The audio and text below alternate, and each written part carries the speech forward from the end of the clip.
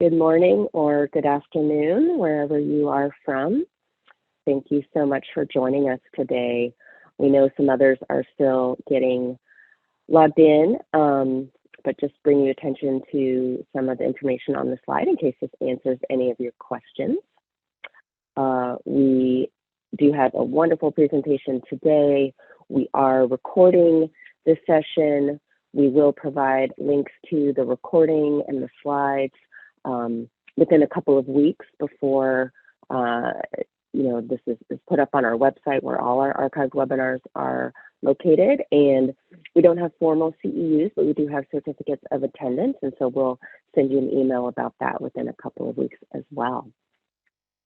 So I just wanted to say thanks to everybody, and especially thank you to our colleagues at the National Hispanic and Latino MHCTC. We're so excited to have today's topic, increasing cultural connection with Hispanic and Latinx clients, assessing the cultural adaptation needs of the organization and clinician with Dr. Michelle Evans.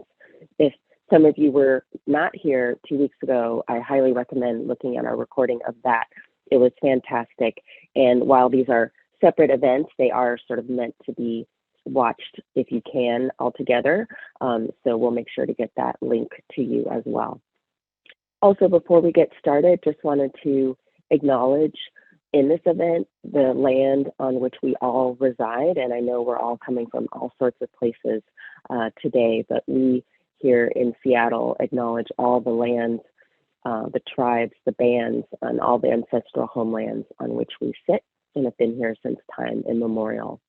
And I was especially struck around this.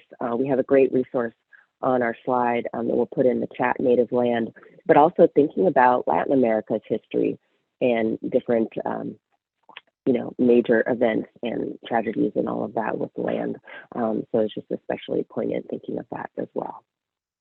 I just also want to say this doesn't have anything to do with our session today, but I would be absolutely remiss in not acknowledging the anniversary of George Floyd's murder, the horrible gun violence yesterday, 2 weeks ago. I mean, it is just really heavy hearts that we are with you here today. And I don't want to move on like these things aren't on our minds.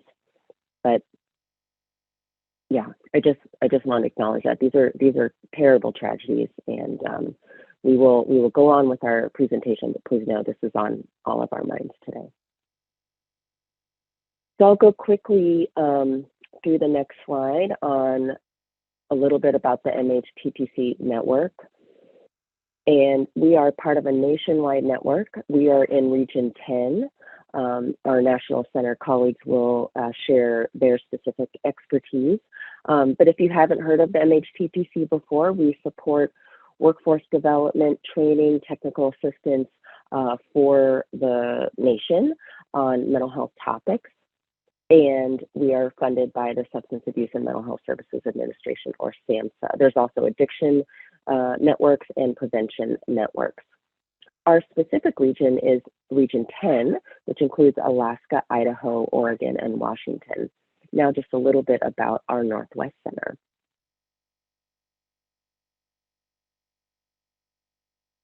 So we are based in the University of Washington, here in Seattle, in the Department of Psychiatry and Behavioral Sciences.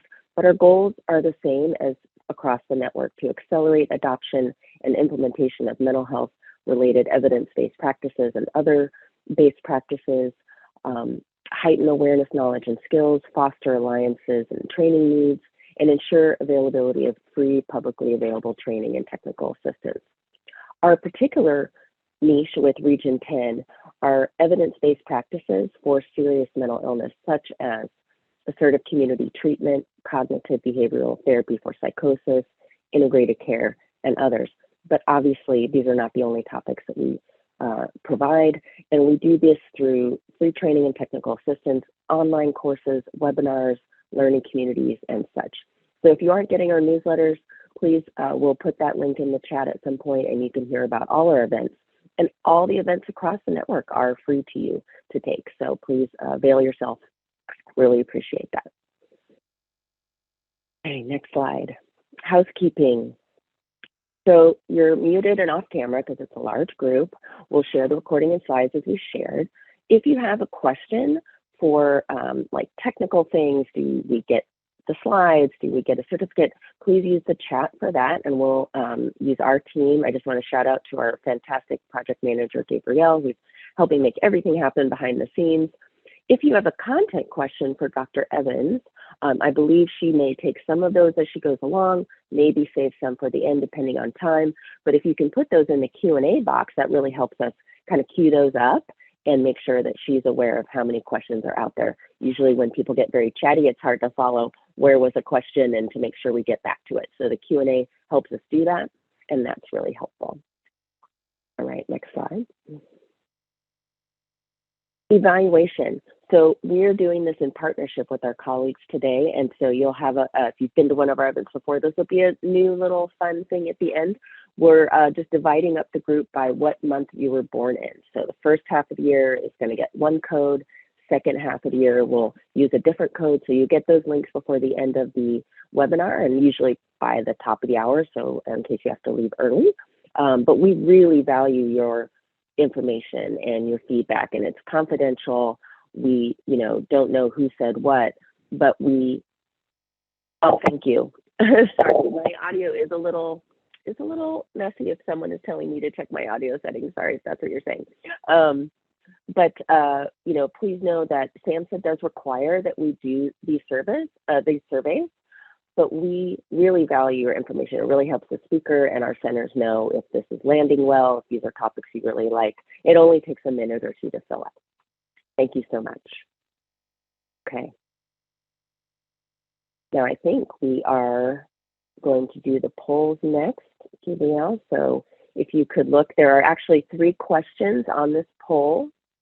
And so if you can look, the questions include what is your best description for role. We can only put 10 options, so I apologize. We're always going to have something left out for sure. What is your workplace setting is the second question. And then which of the following may apply to you for the third? And so I'm going to try and narrate some of these things. We have, as far as roles, certainly a big chunk of folks that are behavioral health clinicians or therapists, and case manager and outreach worker. Nice to see some education in school-based organizations as well. Nice to see other folks, supervisors, peers, nurses, or other medical staff. Thank you for chatting in anything that doesn't fit in these little boxes. As far as settings, we have a lot of educational, behavioral health, shelter, housing, outpatient. Really glad to see, and of course, always a lot of other. Glad to see those in the chat. And then, what I can see right now, and we'll share the results here in just a moment, but, that most of you either work some or a lot with Hispanic and Latino clients, want to learn more, certainly many of you, and you currently work with these communities, and that's the majority of you. So it seems like we're reaching the right folks, but anybody's welcome to these webinars, and so we're excited to see all of you. So I think we could probably move on and appreciate all your answers. We can share the results there. Thank you so much for that.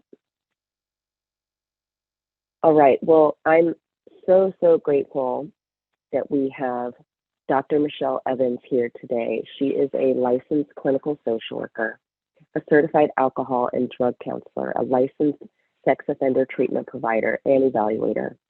She has worked primarily with the Latinx population throughout her career as a child welfare specialist and forensic evaluator and treatment provider. She's currently the hospital administrator for Elgin Mental Health Center in Elgin, Illinois, a state forensic psychiatric hospital. She is in private practice as a bilingual therapist, where she treats adults and adolescents with mental health issues, substance use issues, and sex addictions. She also teaches on these topics at Aurora University and University of Chicago. Throughout her career, she has worked to increase equity, justice, and cultural awareness in these institutions. So again, Dr. Evans, we are so grateful to have you here. So glad to have you back. I forgot to announce who I am. at the beginning. My name is Christina. I'm one of the co-directors of the Mental Health Technology Transfer Center here in Region 10. So welcome, Dr. Evans. I don't know if you wanted to say a quick hello before we get started with our conversation. Yes, hello, everybody. It's good to see so many of you back and see many of new people and just to talk to everybody. Yes, fantastic. Well, we're so grateful to have you here, Dr. Evans, to talk about assessing the cultural adaptation needs of organizations and clinicians. So I think we can stop screen sharing there. Thank you. As we talk about these topics, these are broad topics. I know this is a really in-depth conversation that we could have.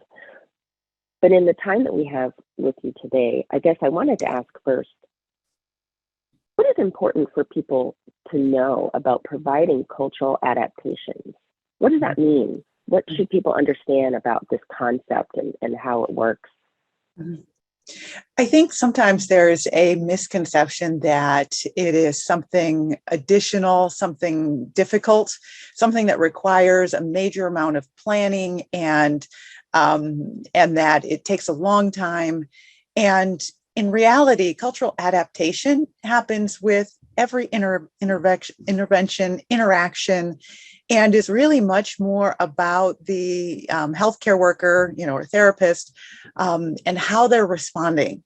It's much more about a lens as we go through our daily tasks, whether we're writing policy or giving instructions on how to do something, or even welcoming a new client to the organization.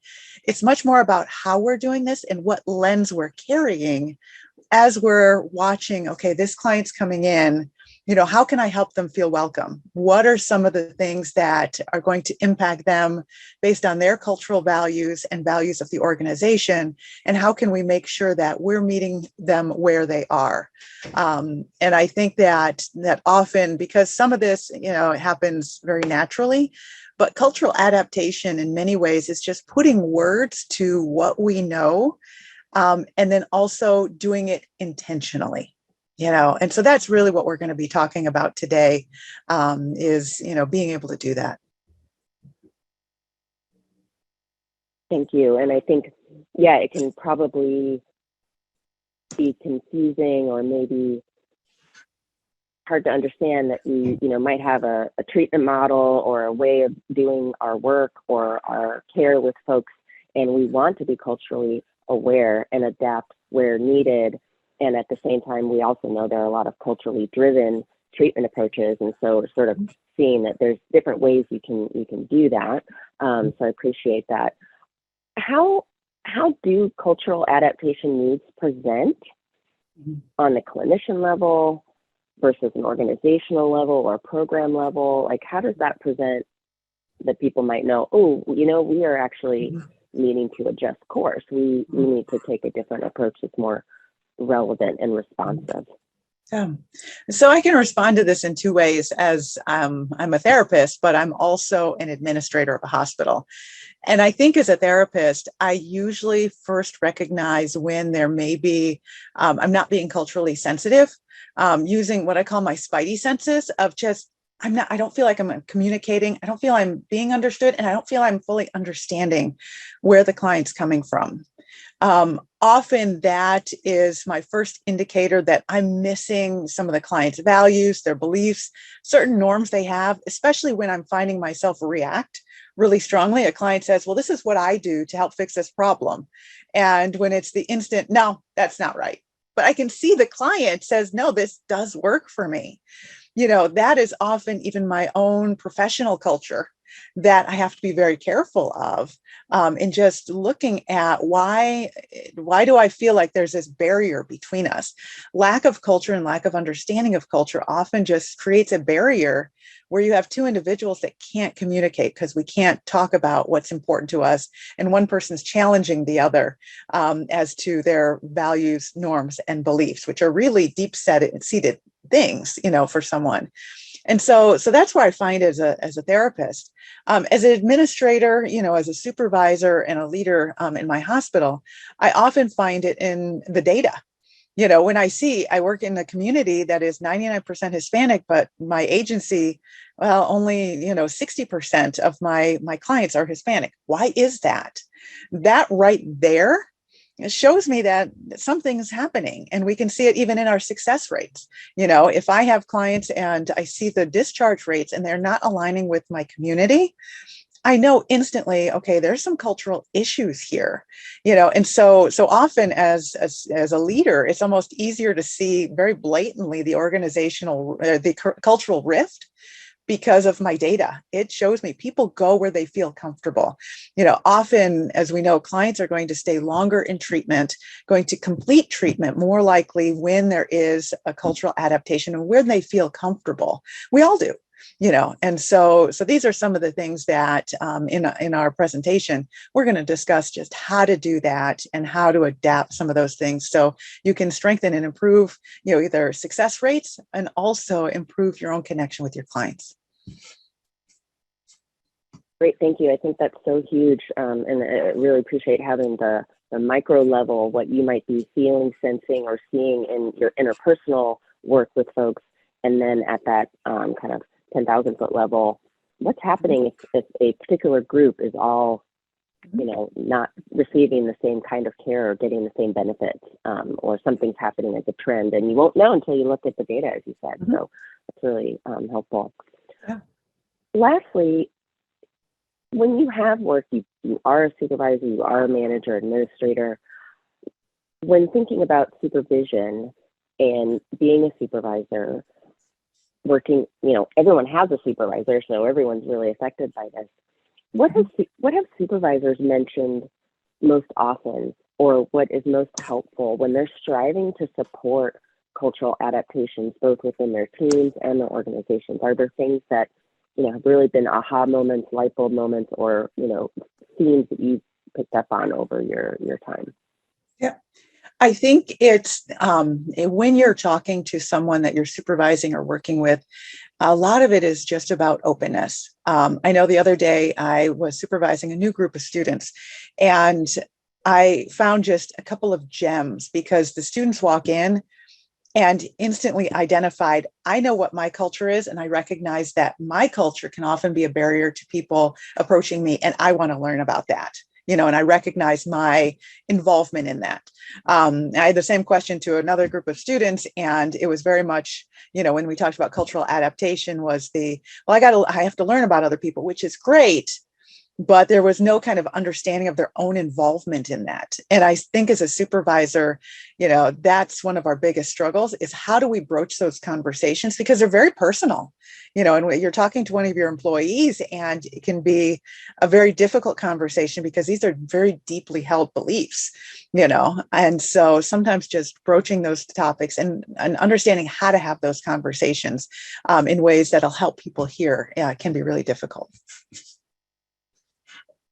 Culture is everywhere and is everything, even if you can't see it, right? So, well, thank you. That's super helpful, Dr. Evans. I really appreciate your time and talking about cultural adaptations. Thank you so much. Thank you. Okay, I think we'll let you take away with your slides. Thank you so much. We'll see you all in a little bit. All right. All right, so here we are.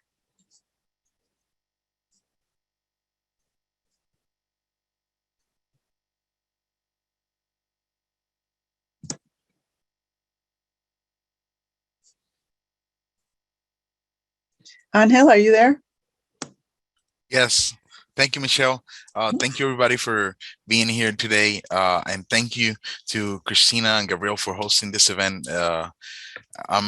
It's not every day that we get to do events where a sister center from our network. So I'm really glad to be able to provide some of the knowledge that we have in this past 4 years gathering the National Hispanic and Latino Mental Health Technology Transfer Center. Like Christina mentioned, we are part of the larger network. We are based in Puerto Rico, but we serve the large of the United States and its territories, providing services for providers so they can in turn provide services that are culturally sensitive to our Hispanic and Latina communities. Next slide, please. like Christina mentioned before me, we are SAMHSA funded, so it is important to know that the expressions are those from our presenter and not necessarily from the DHHS or SAMHSA. Next slide, please. And before we continue, for us, it's more than important to address how meaningful language is in the spaces that we work and that we live.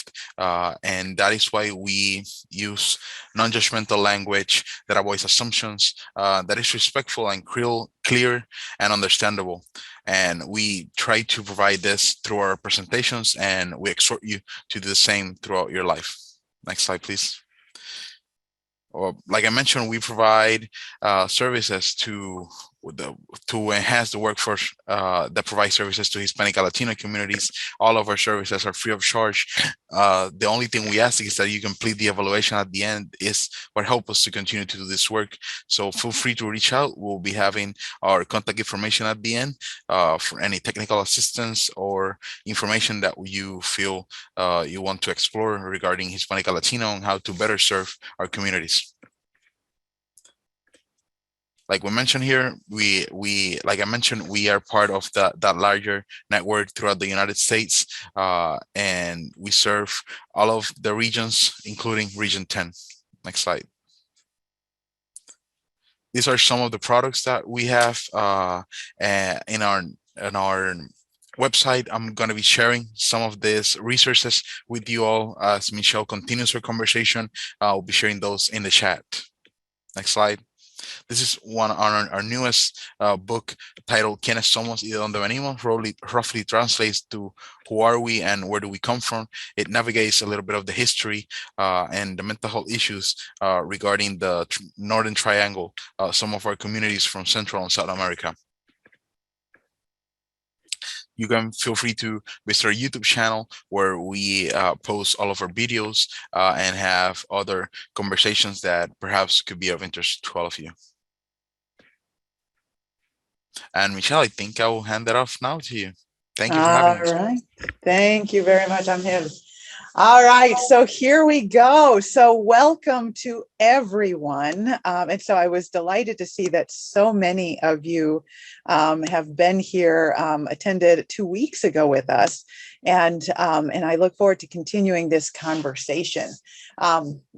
And so if you were not with us, I believe there is a recording of our May 11th session, which discussed just the introduction of Latinos in the United States, many of the risk and protective factors that impact them. And we're really going to be relying on a lot of that information today.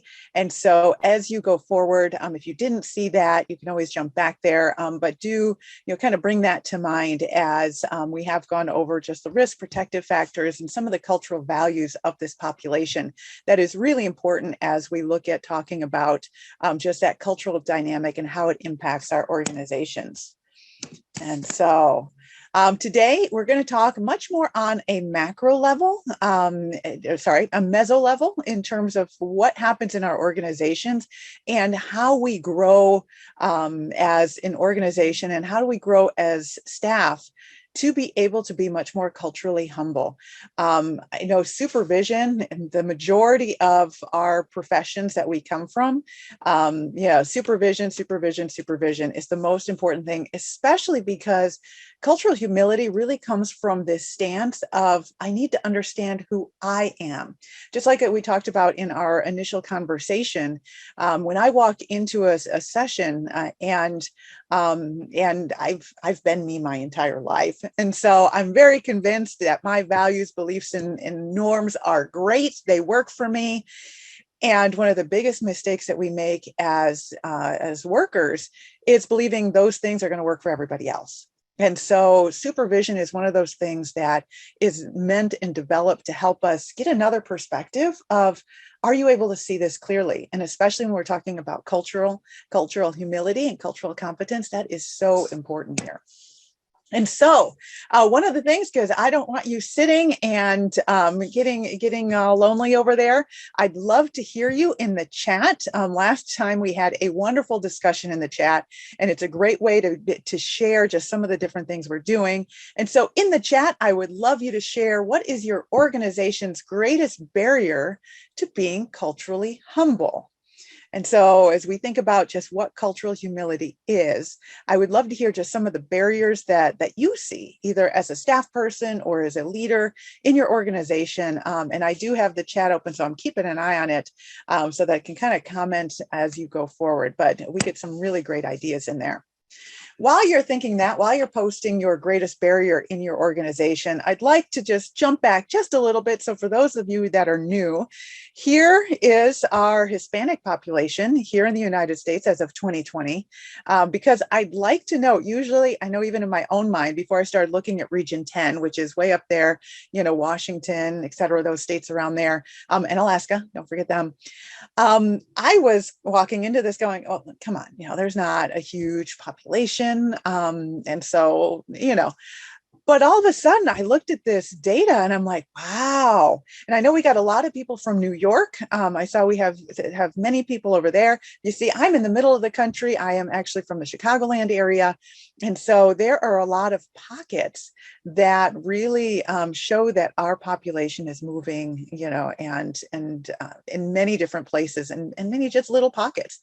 And so you'll note throughout this presentation, I do kind of go between Hispanic, Latino, and Latinx. I talked about that in the first presentation. And so if you see me use those words interchangeably, they do mean different things to different people. And so I always want to recognize that, because I recognize some of the terms can be very polarizing. Hispanic is a term used by the census. And so we typically always see it when we're talking about any kind of census information, but Latino or Latinx. Latinx is often used to kind of get out of the gender and be inclusive toward all genders as well. And so, and I love what I'm seeing. I'm seeing a lot of the language barriers, a lot of, I'm hearing a lot of things of just it's resources, and so thank you for sharing, I'm appreciating seeing those. So with culture, just a quick review. Cultural norms are patterns of behavior that are typically noted in specific groups. And so throughout this, I talk about the values, norms, and beliefs, which is kind of those behaviors when I talk about norms. That's kind of what I define as culture here and what we're actually addressing. And so as we build our cultural competence, we're looking to develop an awareness of ourselves and of the individuals we are serving, knowledge of how to ask crucial questions that'll help us discover the perspective of our client or our supervisee, and skills to know how to modify treatment interventions to increase efficacy. And as I'm looking at some of the things that we're working on changing our barriers, some of it's those skills to know how to change our organization. When we're looking and, we're like, okay, we don't have a lot of individuals who speak Spanish on staff, but we have a large clientele who speaks only Spanish. Some of the skills, the management skills, leadership skills, and adaptation skills are things that we need to be able to serve these individuals effectively. And obviously resources are always an issue, having enough bilingual individuals for either interpretation or translation if it's in writing, and also having, and I love that someone's put that commitment. Sometimes we see these are stop and go kind of efforts. Okay, guess what? We're creating a diversity committee. Great. This is great. Let's have that potluck. And then everyone forgets about it until the next, my Mexican Independence Day, something like that. Oh, well, we should do something, what happened to that committee? Well, they had the potluck. And so it is that commitment and just knowing how, and that was, hopefully you understand, that was complete sarcasm there. But sometimes that's what it feels like. Our diversity committee, if that's what you have in your organization, they just kind of fizzle out because it's kind of an uphill battle, especially when we're lacking just resources and sometimes awareness. Different people in the organization, they, have the desire, they know this is something they should do, but they're just not sure how. And so this is where we really need the strength of our leaders in our organization. So I'd like to talk, first of all, setting this up, we're going to talk about just assessing our organization. What are the cultural dynamics, the different things interacting that affect our organization? And so here you go. Here's your second question in the chat. So are there organizational dynamics that impact your clients when they enter your organization? Now, in this one takes a little more thinking, and so we'll see if you can answer in the chat, because you might have to think about this as we talk about this. Some of the dynamics are who has power, who is able to engage people and are they able to sustain the relationship? I'll give you an example. I worked I was actually on the board of a small organization, and initially they had someone that spoke Spanish who was a part of the community. She was an older lady that was at the front desk. She was the receptionist. And we saw the dynamic that happened was she befriended every single individual that came in that was part of this organization that served multiple different types of people. But when they spoke Spanish, she was able to connect with them. She was the receptionist, answering their call when they need to make the appointment, answering, when they're sitting in the waiting room, helping them fill out forms. And that dynamic of having her up front helped the cultural competence. So she left the organization, but don't worry, we still had someone that spoke Spanish, but it was a case manager. And this case manager had an office in the back. And so all of a sudden people would walk in and they didn't have the same experience. When they walked in, the receptionist, wonderful receptionist, but didn't speak Spanish, had the forms in Spanish still, was able to give them to the person, but wasn't able to develop that relationship. And so even though on staff, we have this case manager that helps with the interactions, helps with, interpretation and other things, just when people are walking in and just not sure of where to go, are they in the right place? They didn't have that same experience because it wasn't in the front. Different things like, are the signs welcoming? Different things about, is leadership committed? There might be individuals. I personally have worked in organizations where I know the struggles that the individuals I'm serving have. And when I bring it up, the message is, well, we treat everybody the same so that we are fair and equitable to everybody, because that's what equity is about. And, I'm saying going, oh, but there's individuals with specific struggles due to immigration status, due to language, the language they speak, due to understanding of the organization and the services, due to the imbalance of power that are influencing the organization, and that leadership dedication, or even where's your organization located, can be a huge barrier to our clients as they're walking in. So how do we look at this? So as we're thinking about adapting the organization for this population, number one, we have to assess the community and the context. And so and I'm going to talk about all of these a little bit more. As we look at the community is our best resource to know how to interact with the people that we serve. Often we are very, very busy. And, it's very easy to stay within the walls of our organization, but the most successful organizations are able to either use employee capital to be able to reach out to the places where, that work with the populations we serve. And it's not just the Hispanic and Latinx population, but as we look, I know in my state, one of the most successful things that our child welfare services did was begin to interact with the churches as they were looking for foster parents, as they were looking to help, find mentors and other guides for our foster care services programs. And they had this lack of individuals that spoke Spanish. It came from the African-American community. They started this huge initiative to work and align with the churches because that's where the community was. And that context really strengthened a lot of those foster care programs that we had. It was relevant and it made connections and brought the community into the organization. This is a state organization, instead of just assuming, well, if we build it, they'll come. Sometimes we think that way, and it was a wonderful Field of Dreams movie. But that, if we build it, they'll come. We'll just wait here until they get here. And sometimes that just doesn't happen, because it's hard to access many of our organizations. Number two, we're looking to assess our organization, and we're going to talk a lot more about this today. We're looking at what are the resources we have. I know many of us are therapists. We've been clinically trained, and what do? We love the strengths perspective. All of our organizations have strengths. It's very easy, and I've sat in the organizations myself and sat in a little judgmental. No one's doing anything. It's very easy to get very frustrated. But ultimately, every organization is built with people And often if just given, sometimes not even a podium, but just an ally, aligning with your staff who understands the experience of your clients. I saw we had many individuals here that were persons with lived experience. That is an example that we view so often in mental health and behavioral health, to reach out to the population of individuals that are having this experience, of having mental health, issues that they need help with. And so aligning with persons with lived experience for addictions or mental health issues has worked really, really well. Well, the same thing works as we're working to align with this population, but it requires that we think different.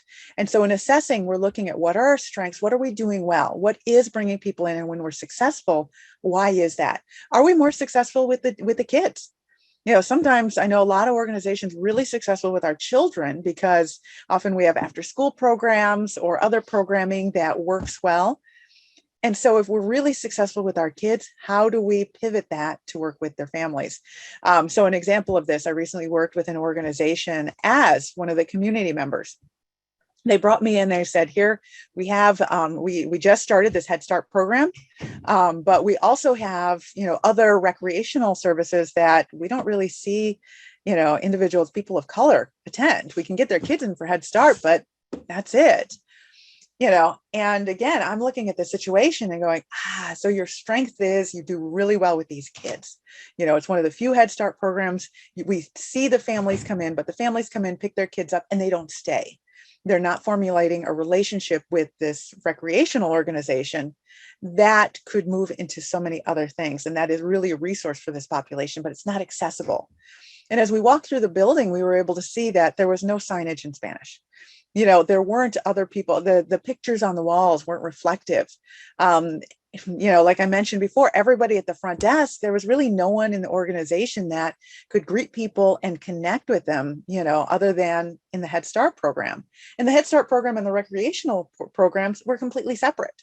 And then we looked at marketing, and they weren't meeting the population where they find, where they look at either in social media was super weak, just because they'd kind of, the organization had kind of just leaned on their Head Start program, and which was sent out by the schools, and so some of these things that would bring in the families that would continue the relationship, they just weren't pursuing. But it wasn't because they didn't want to, it's because they didn't know, and they didn't see that link. And then the third thing is actually do something. I know many of you work in organizations that what needs to be done, and there's some of you have the power, but sometimes to do something is just raising your hand and asking the question, kind of just that persistence. And I know we get tired of it. If you've been doing it a long time, and it's that, understand that, yes, sometimes that advocacy, it takes, sometimes years of advocacy. I was a part of a thing that literally took 5 years to be able to develop a Latino resource center at an organization I looked at. But I can see where that started just by the raising the hands and going, what about, and you can see that every year something was done. And that's really what we have to do.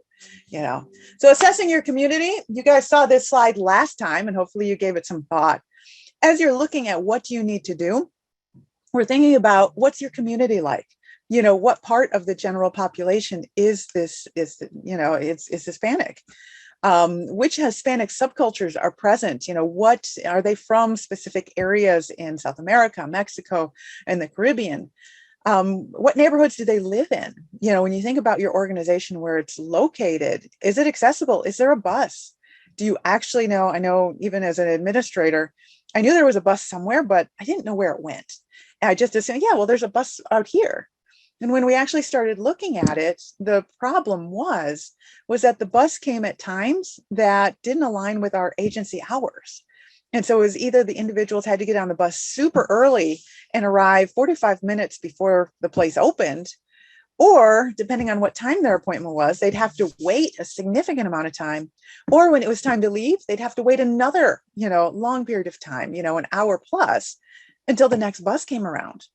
And so in working to make sure that our agency hours aligned with the bus system, because our agency was located, it wasn't located near where, our populations live, and that can be a huge thing.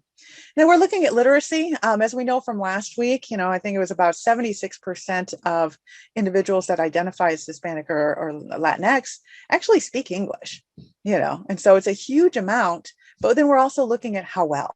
I work with many individuals who, when they walk in, yep, I speak English, I'm fine. But then as we get into therapy, it kind of falters because they speak wonderful English for work, for interacting, making appointments. But then when we're talking about feelings or doing homework assignments in, therapeutic homework assignments in English, that's where they falter sometimes, and we have to switch a little bit. And so that's some of what we need to look at as well. And then we're also looking at disabilities. I've worked with several families who had a child who was deaf, and the family only spoke Spanish and their child was deaf. And so we start looking at a lot of layers of interacting with the system. And are they aware of what they need to do? Are they aware of the next step? Are they receiving communication clearly? And are we working a little bit harder to make sure all providers are involved? So some of the cultural markers that influence an organization, values, just like culture, my values impact me. We're looking at the values, but also how the organization brings people in. And so what we're looking at is, the first thing you can do if you are a leader, go to your HR, take a look at your hiring documents. When someone walks in and says, I'd like a job here, and I know we're all interested in hiring people right now, what do they see? Who do they see? How are they treated as we're hiring individuals? I've worked with quite a few interns that they go into agencies, and we know instantly that the organization is not culturally competent, because if the intern is a person of color and they walk in and people are incredibly friendly, and in their friendliness, they comment on their hair, they comment on other things about them. They can't pronounce their name, and kind of make light of it. And they look around and there's no one else of color. That is probably the number one key. If you can't hire individuals that reflect the community that you serve, you might not be culturally competent. I feel like doing one of those, you might be a redneck. I think I could develop that. That'll be our next podcast. I'll work on getting that up for my comedy shtick here. But that's just one sign. If you look around and everybody looks exactly the same and it's not like your community, that is one thing, that identifies that, individuals may not feel comfortable, and it might be starting literally when they walk in the door. If you've applied for a job recently, you can feel the culture coming from the first person in HR that's talking to you. And then the second one is how you actually admit your clients. When people come in, how easy is it to fill out paperwork? It's often, we have the whole secret shopper system, in shopping. I don't know if you've ever seen that, where they send someone out to a store and then have them give feedback to the actual organization. This is a wonderful thing to do even with our organizations of, okay, find somebody from the community and say, can you just come through our organization? We just need to know how smooth it is, and whether that's having one of the leaders sit down with, how are your services? However, we really have to watch. And unfortunately, sometimes when it's an actual client, there's that power imbalance, of someone that, well, I don't want to offend the supervisor or the leader. And so one way is, working to develop those relationships from supervisors to clients, but another way is to send in your secret shopper. When they walk in, are they able to find what they need? When they walk into the entryway, are there markers that say, hey, you're welcome here. This is where you need to go. We're here to help you, and watching that process. Is it clear? Do people understand what's expected of them? I myself have gone through, my own organizations and found issues where I'm like, how would I know that if I didn't work here? I know that. And then when I ask my staff, oh, well, everyone knows that, but they don't. Number 3, how the organization communicates. How do we tell people what we do? How do we tell people what's going to happen next? I recently worked with a kid, Spanish-speaking family, was discharged from the psychiatric hospital. And I followed up with the family, and and this wasn't my hospital, another hospital. The kid was discharged from the hospital, and I asked the family, what were the recommendations? And they're like, well, he's supposed to see a therapist. And I'm like, oh, okay, well, what are you doing? Well, he really liked his doctor there, so he's just going to see his doctor. Well, they're talking about the psychiatrist. And in our area, the psychiatrist only sees you once every 90 days. Our psychiatrists don't typically have the bandwidth to be able to see people weekly. But the family wasn't aware of that. They were kind of just waiting. Oh, well, they're going to call us to make our next appointment. And this was a kid that was inpatient for suicidal ideation. And so at some point, that connection had gotten broken in terms of no, your doctor, you can stay with your doctor. That'll be your psychiatrist. You'll see, every couple of months, but you need a therapist, somebody that's going to see you every week and follow you to make sure your kid's okay. And once I explained that to the mom, she's like, oh, she just didn't realize it, And so some of this was okay, well, let's connect you with someone who can see you weekly, because your kid, it's very high risk and we need to make sure he's okay, And so, but it's looking, how did the organization communicate that? Of course, all our discharge paperwork was in English. The adolescent reads English, but mom doesn't. And there was no follow-up afterward. There was no, hey, did you make these appointments? Are you following through? This is what this means. And then lastly, I mentioned this earlier, what does the data say? You can instantly figure out where you are most culturally competent by looking at your data, and this is where, if you are a CBT therapist, you work in cognitive behavioral therapy, our thinking errors get in the way. I know I will admit I am just as guilty as anybody that when data says something I don't like or makes me feel uncomfortable, well, it was a bad month. Well, Joe here, he was a disgruntled employee. I'm sure that's what contributed to this. And it is so easy to make excuses for our data, the data is what it is. It's if your success rates are not equivalent to your community, if you see a difference in who's being successful, who is ending treatment, or their services successfully, that says a lot, and these are things that, especially, I will admit, as a leader myself, I can't get around these. And these, I have been in organizations that until we actually had the data of going, okay, people are going somewhere else down the street, you're losing business or you're not getting the business. These people are in your community just not getting treatment because of something happening inside. And often that's really where we need to address the issues. So what can we do? All right. So first of all, adapting the organization for the population. So last time we were together, we talked about the values. So does the organization provide space for collectivist values, familismo, bringing people together, not just their family as identified, but also their community?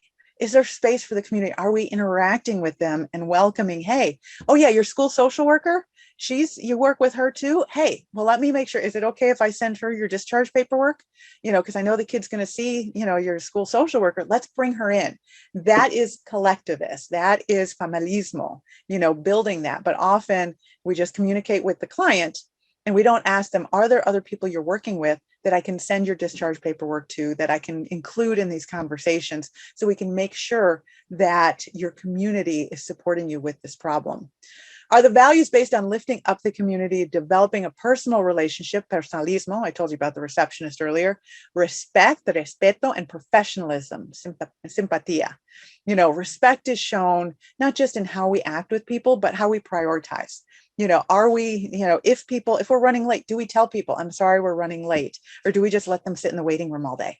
Or for past their time. Often our families are also having to pick kids up. We're relying on other people for transportation. And we make them wait, 30, 45 minutes to an hour for their appointment. It's not respectful. And it is further impacting some of the small resources that they have.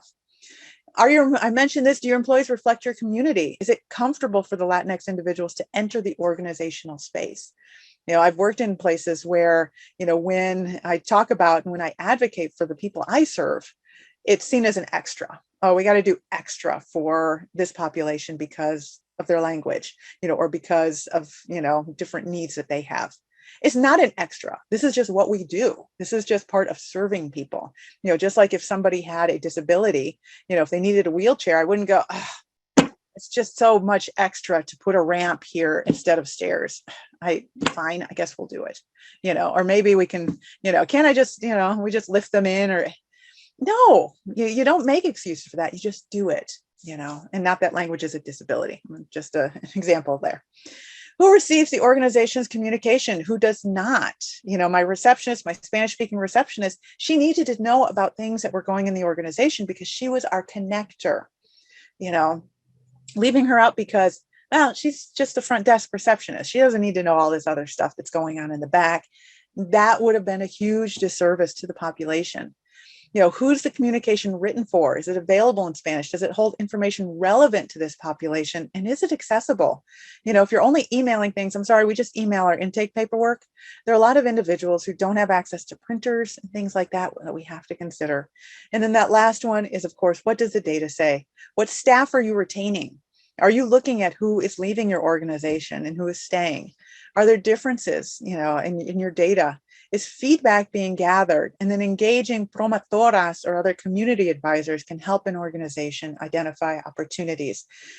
Some organizations have promotoras, which is basically in English like a promoter, but not for a club or anything like that. That'd be a whole different thing.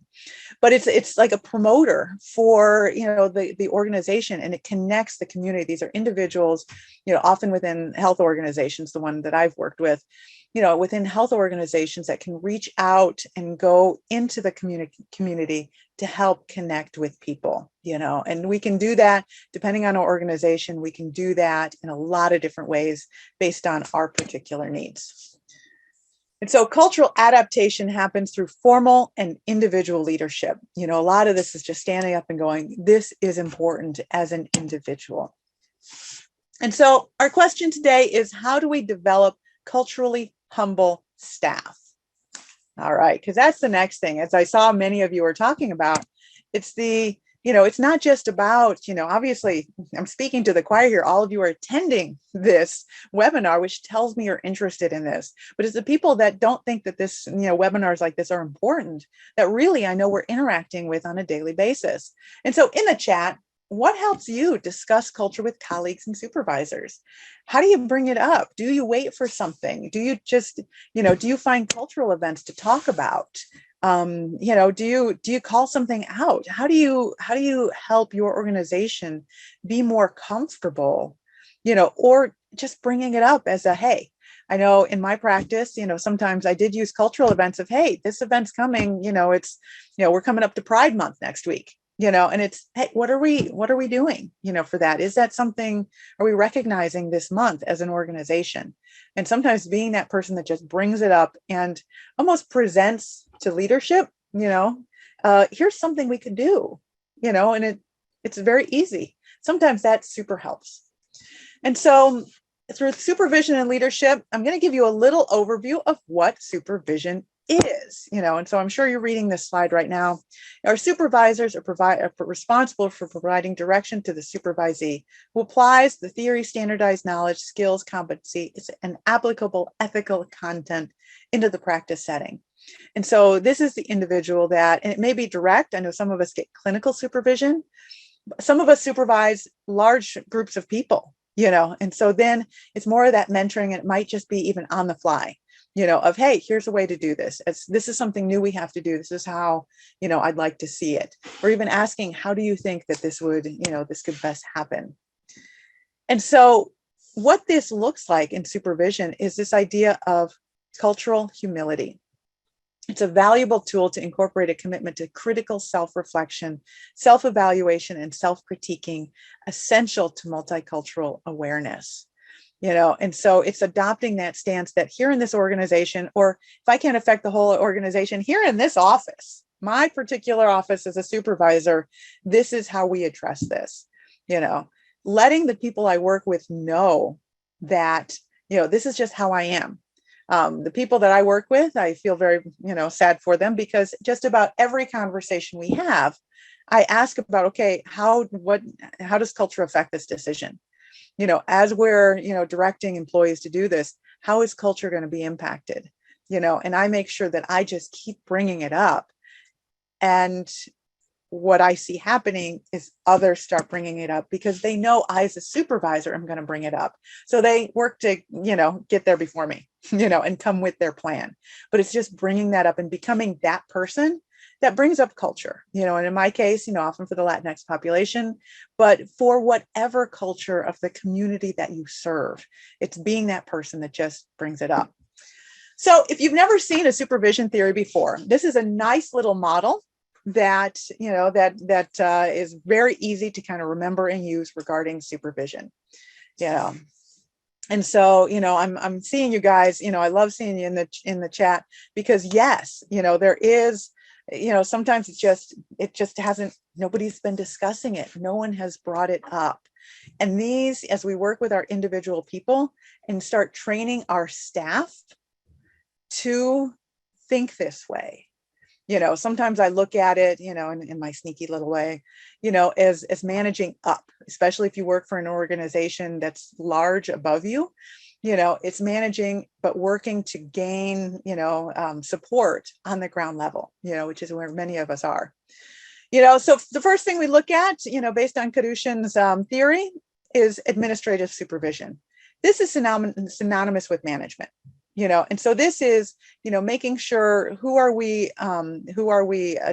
assigning this case to? Are we matching clients to, I'll say therapists based on their language or based on gender, or what are we actually doing? What are we basing that on?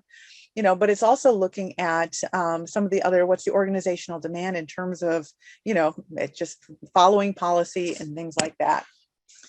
And so ways that we adapt this, is first of all, are culturally humble practices discussed? And I see many of you talking about, some people don't attend webinars or trainings that don't offer CE, or CMEs. Well, sometimes I find if it ends up on their evaluation, not as a bad thing, but just a, hey, in the next year, I recommend that you, tell me, that you attend at least, a report back what culturally, what cultural trainings you've attended. That is a way to especially grow trainings in your organization, promote things like the technical training centers like this, because if it's there and you're like, hey, this is something that we're all trying to grow here, so I'd love to see that you do this in the next year. Here is the MHCTCs. Pick, some cultural, competency trainings and, report back when we do your next evaluation. Sometimes as a supervisor, those are wonderful ways to get that integrated, especially for individuals that don't need the CEs or CEUs, because we have a lot of individuals there, and making that a professional development goal of, here's somewhere where we're all trying to grow in this organization. And what are some populations you don't feel comfortable working with? Let's work to identify that, helping them, be able to, because a lot of the people we work with are struggling, with the language, especially, and talking to them. Okay, what are some adaptations that you can change, that are going to help you? And then, of course, I mentioned assigning staff, and looking at policy. Recently, I did an overview of all of our policies with my diversity committee. This was the role of my diversity committee for a good period of time, of going through policies with a fine-tooth comb to see how is culture interacted with our specific policies. And it was an eye-opener, especially my diversity committee, very, very small, but strong group. And they started reading my policies. And when all of a sudden I put on those cultural, viewpoints, I'm like, ooh, this is something that I wasn't really thinking about, And so the second form of supervision is educational. This focuses on professional concerns and relates to specific cases. It helps supervisees better understand either social work philosophy, I was thinking social work when I wrote this, or whatever their profession is, and become more self-aware. And so this also, as we're talking about training, this is what we're looking at. And so are we assessing the cultural knowledge of the supervisee? Are we discussing the protective factors and risk factors, kind of like we did on May 11th? And are we adapting outreach to mitigate those factors? And so this is a pure assessment. It can go on evaluations, but can also go just on a daily basis of, you know what, I'm seeing you're working with this individual, and I'm seeing just there's some knowledge that maybe we can help. Recently had a student who is actually from the Latino community herself. And in our interactions, I found she had all sorts of biases that all Latinos were just like her. And I'm going to show you this in a little bit. Lillian Comas Diaz and Jacobson, they have a 1991 paper that I constantly reference, because even individuals, people of color, can have a lot of things that are actually preventative in adapting their own culture because they think they got it. I've worked with the Latinx population my entire career. I start to think I know what I'm talking about, but I only know what I'm talking about for the people that I've already seen and myself, not for that new person that's about to walk through the door. And sometimes that's hard for some of us, especially the more experience we have. It's hard to acknowledge that we don't know everything, but we got to, because we don't. So supportive supervision. So this is the third, so we have administrative, educational, and now supportive. This decreases job stress that interferes with work performance and provides the supervisee with the nurturing conditions that complement their success and encourages self-efficacy. And this is underscored by a climate of safety and trust where they can help develop their sense of professional identity. And how we can adapt that is, are we assessing our employees' values? What is important to my employee? When I work with students, I actually have them go through a value sort. There's a value sort activity. You can Google it, of going, okay, what are your values? If your value, one of my big ones is responsibility, how does that play out with the particular culture group that I'm working with? With my group, and responsibility, it can often fit into that respeto, and also sometimes the fatalismo, what's going to happen is going to happen. This is my responsibility. I must just go through. That is a lot about my culture that I know, but it's not everybody that has that, and when I can identify that my employees are different than I am, and my clients are even different than my employee, which is different than me, all of a sudden, as a supervisor, I have a better ability to see all sides of what's actually happening. Recognizing yourself as a supervisor, as somebody that's integrated into your employee and client's relationship, you're also there. When you're not in with your employee, you're kind of that, little, I don't know, whatever, sitting on their shoulder, because they're still under the policies and the supervisor of, my supervisor's going to be okay with this. My supervisor's not going to be okay with this. And that is a thing to just recognize about yourself, and your own cultural biases can often leak through, to your employee, which then passes through to your client, and recognizing that even as in the supervision role. Are there cultural triggers impacting staff? And this is that article. Anyone wants it, I'll give you my email at the end, and I highly recommend that you take a look at it. Often if there's just too many, everybody's the same. I treat everyone the same. Color doesn't matter to me. I don't see color. Oh my goodness. But often that's just apathy, of just, I can't do it all. I don't know what to do. I'm overwhelmed. So we'll just treat everyone the same. Or over identification, be going too much the other way. Guilt, shame, all of that, can be very difficult and can be barriers. And so supportive supervision of helping your employee work through that, or helping a colleague, because we know if you're not a supervisor, often many of us provide impromptu supervision to our buddies, our colleagues here, and helping them see that, of going, wow, yeah, what's happening in the world, it really, it's a thing, it makes me feel something, and I think it's impacting my relationship. And then who is your employee connecting with? Looking at those friend groups. Beverly Tatum wrote a book called, and I'm probably going to mangle it a little bit, but Why Do All the Black Kids Sit Together in the Cafeteria? It's something like that, very similar. Beverly Tatum is the author, and it talks about why in organizations, and she uses kind of the high school cafeteria of, we see people sitting together by race. Why is that? And it's a wonderful book that just kind of talks about that. And it can help you as both a supervisor and employee understand that why we see people, gravitating, and how we can kind of break that up to be an organization that is welcoming and inclusive for all. And so this combination of educational, administrative, and supportive supervision is necessary to develop competent, ethical, and professional staff. So just a few things, just, as we're walking through as supervisors, using this multidimensional ecosystemic comparative approach, thinking about all these dimensions, the ecosystem in terms of the community, and comparing it, that integrates culture. and we are always working to encourage our employees to see the families in that way, so that we can raise awareness of the impact of cultural issues on the supervision relationship and on the Hispanic and Latinx client. And to do this, we got to be proactive. This is all about us raising our hands and going, what about?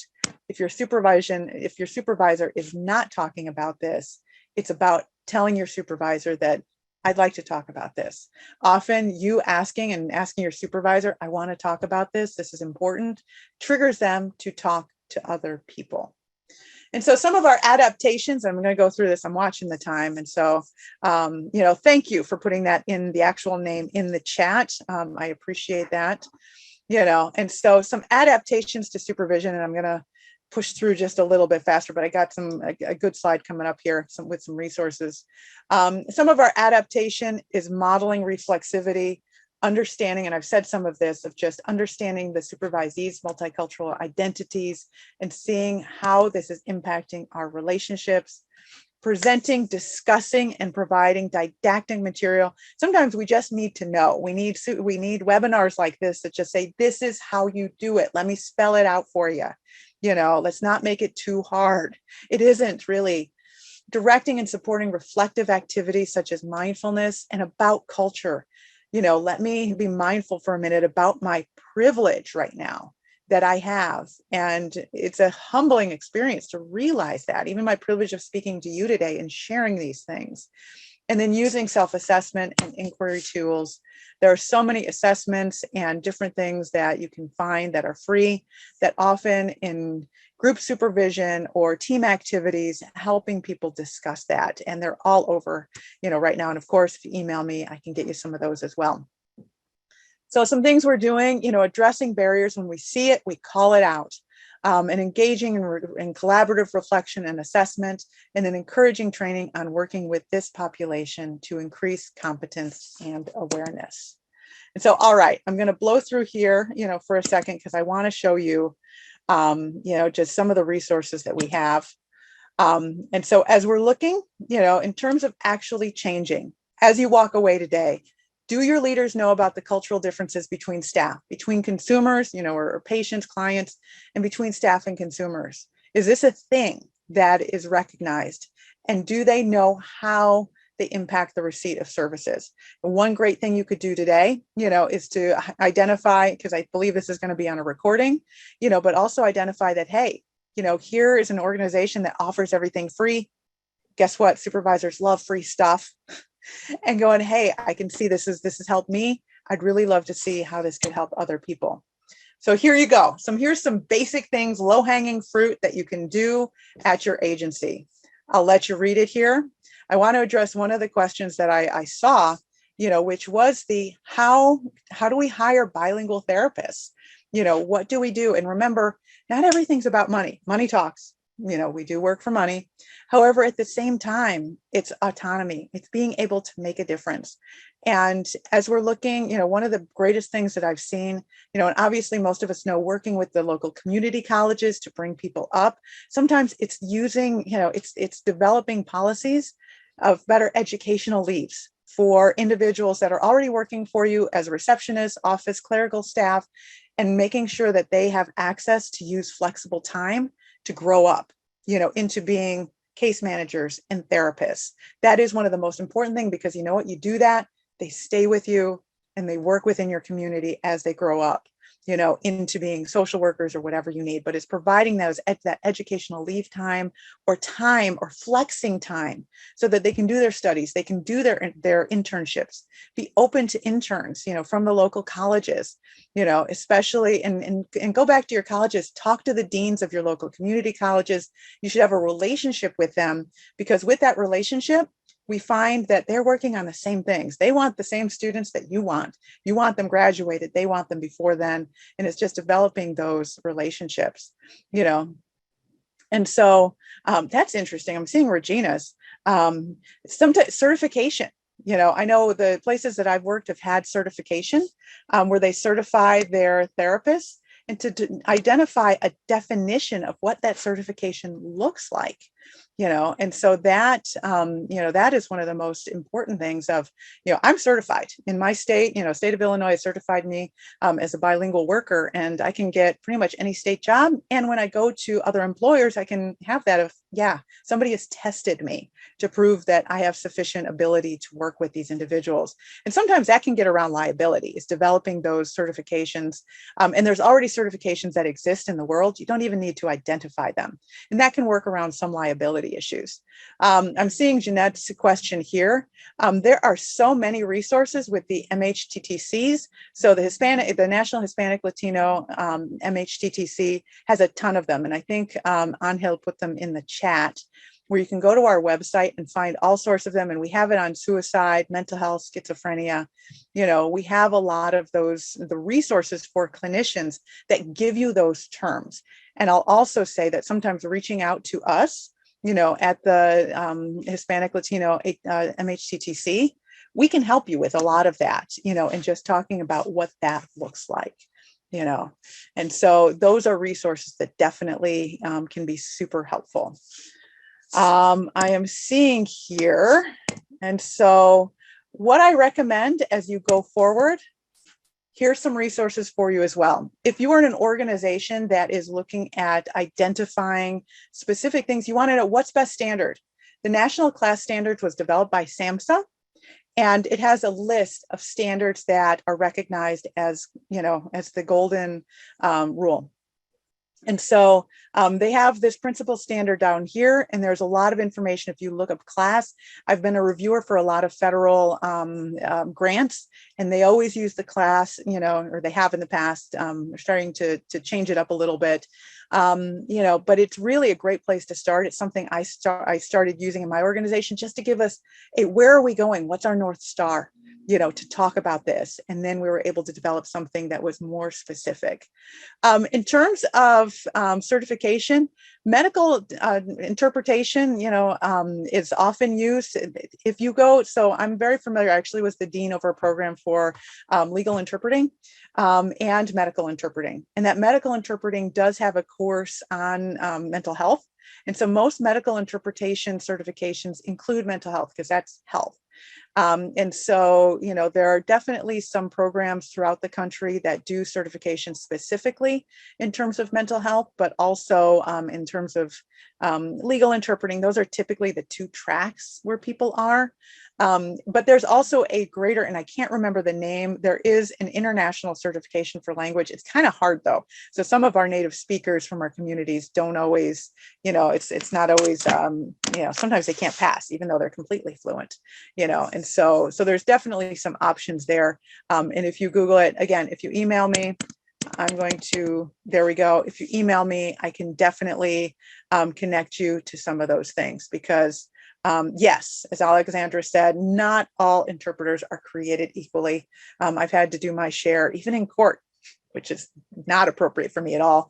But they called upon me because, well, I was the only person that didn't belong to the family, and that's always a little awkward. So with that, I will let my people share their. I know we have our evaluation to talk about. I'm sorry, I blew through that. There we go. And so here, just to remind you, here's your evaluation. I'll hand it to you, Christina. Great.